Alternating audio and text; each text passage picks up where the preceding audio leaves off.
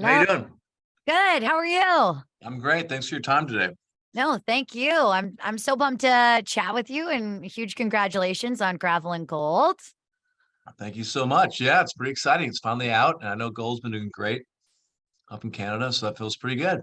Yeah, I'm so pumped on Same Old Me. I am obsessed with Same Old Me right Oh, now. good to hear because I'm trying to figure out the next single.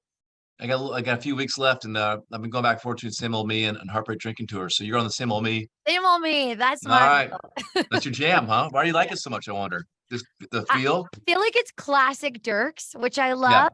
I feel like it's really got your sound to it. And I kind of love the message. I find like it's funny, lighthearted kind of thing.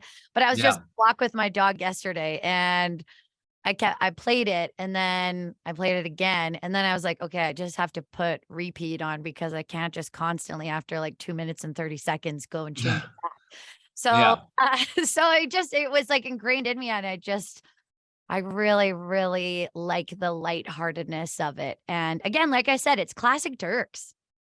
Thank you. I'm glad you love it. I'm kind of come back around to that one. I love that song because this whole album and my whole life in general, you feel like you're evolving and getting better at what you do, or becoming more conscious, and just like evolving as a human being. And then you realize you're still on the same bus. I'm on the same bus I've always been on. I've still got the same band guys. I still love being on stage playing country music. I still love drinking a good beer. It's a lot of things haven't changed after all this time. I'm, for better or for Sure. worse, I'm still the same old me. And so that song is really I just love it. That's how I kick off the album, is with that song. Yeah, I think it was a good kickoff too, because I think that's Yeah. either the second or first track. First track, yeah. Yeah, first track. So I think it's a good intro to setting the tone and it bodes well for the rest of the album. And what I love about the album too is that you had that love ballad to Colorado, which I Mm, it's so beautiful. I mean, living in the mountains here in Canada, I think I really relate yeah. to that. But then it also had a few heartbreak anthems and, some fun drinking songs as well.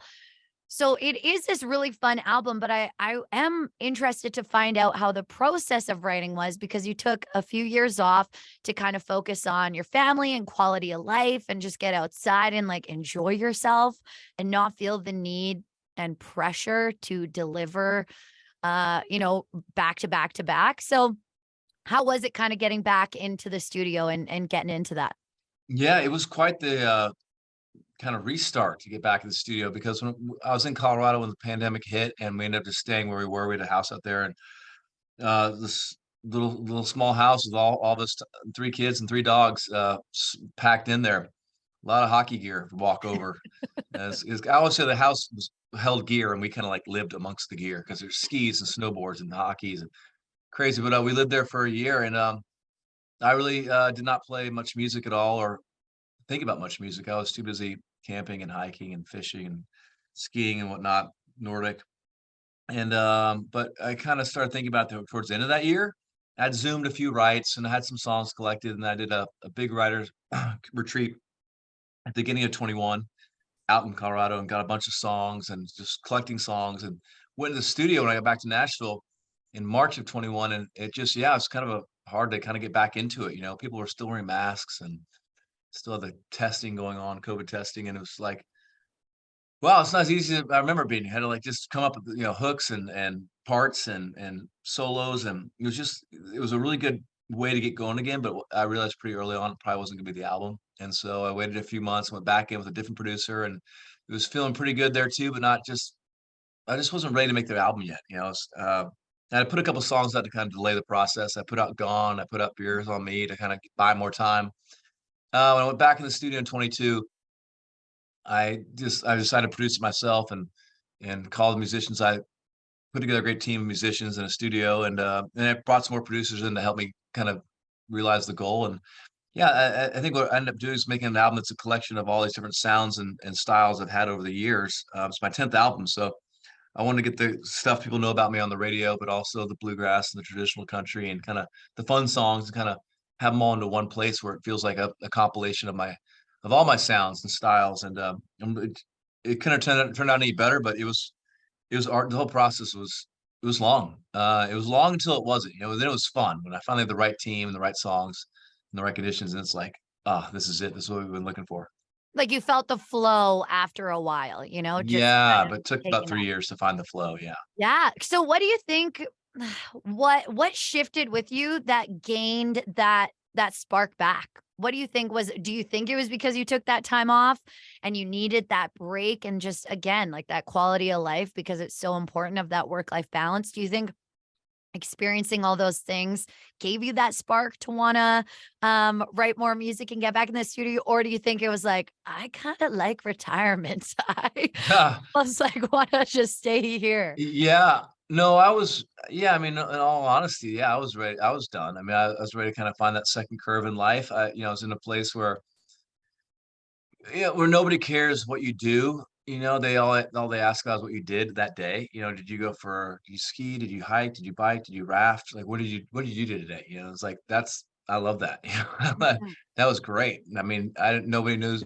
I don't really know a lot of my friends do out there, and they don't really know what I did. So it was good. But my wife and two of my kids really wanted to come back to Nashville, so we did. And unfortunately, I live in a democracy at my house. And but when we came back, we moved into a much smaller house near walkable to stuff and no fences or gates or anything. Just park on the street. And it was just reminded me a lot of the house I had out there in Colorado, and just community and vibe. And it just kind of changed my perspective on Nashville. And I realized how much I'd missed a lot of my friends here and the songwriting community and the musicians and the studios and just my friends here in general. So it was kind of it was, like the song talks about gravel and gold. You can kind of, from one perspective, it looks like gravel, and from another, the right attitude, that gravel can look like gold. So I just needed a little bit to change my perspective and just to realize how much I really had missed and loved Nashville.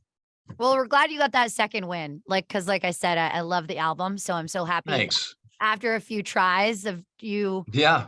you didn't rush it and you stuck to your gut on that because I think that's so important, especially as a songwriter, to feel confident and feel good about what you're putting out. And I feel like there can be some big name artists there out in country that kind of just put stuff out because that's what they're expected to do, you know? And you're like, I Yeah. don't know if that's their best work, you know? I don't know if that's what they are putting out. But so I so respect the fact that you're like, I'd rather hold off and have some integrity behind this song.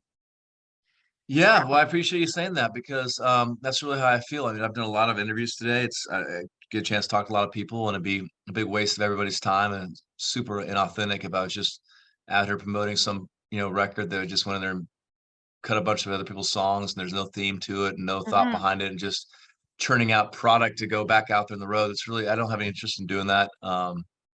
It just that would just be a big waste of time. So it has to be something I'm super passionate about, which means this record going to the studio 3 different times and spend a bunch of money to get it right. But I want to make sure I put out something that was really um special to me. I don't even know if people even make albums anymore. Mhm. Some guy texted me the other day. He's like, "Man, I'm cranking your music at the house. I'm so excited for the new album." I'm like, "Well, let me send you a CD, and Yeah, he wrote yeah. back. I don't even know where I'd play the CD. I'm like, "Oh, that's right. Yeah, I still have CD players in my trucks, but so it's weird. Making albums is kind of a weird deal because everyone just streams, and it's a whole different world. But I'm still trying to make albums that at least for me, I can look back on it and be like, that's a complete body of work that has Yeah. a story to tell and a theme.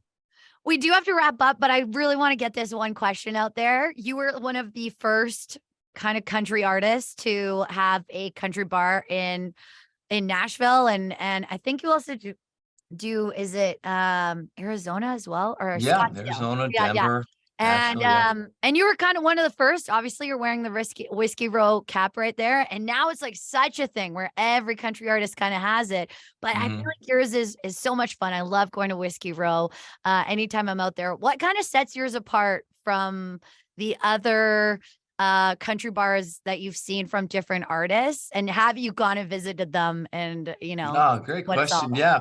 I have not been to many of the other. I've been to Miranda's a few times, and hers is really cool. I love the vibe. It's a really cool spot. But yeah, I don't know why people. I feel like ours gets a good reputation for being, cool or whatever. I don't. It's And there's authentic.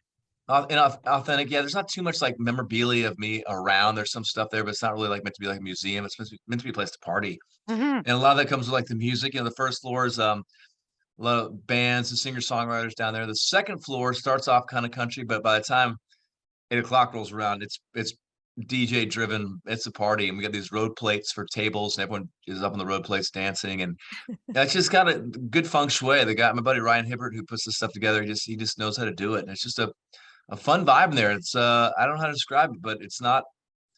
It's just It's has a not little bit cookie different cutter. take on it. What's Yeah, that? it's not cookie cutter. It's It's not cookie very cutter. authentic in that way, where sometimes you can go to those and you're like, okay, it's another country bar, but there's something about Whiskey Row Yeah, they that's do a a good little job of different. keeping it a certain way. So I appreciate that, and that's been fun. We got 4 or 5 of them around the country, and hopefully open up a few more. And it's just been a nice little side thing. Yeah, I love it. Well, thanks so much for your time Thanks, today. thanks, We Kristen. so appreciate it. And yeah, can't wait for the album. And same old me has my vote. So you know that. Thank you. I appreciate it. That's a Take vote for care. same old me. Okay, take care. Bye. All right.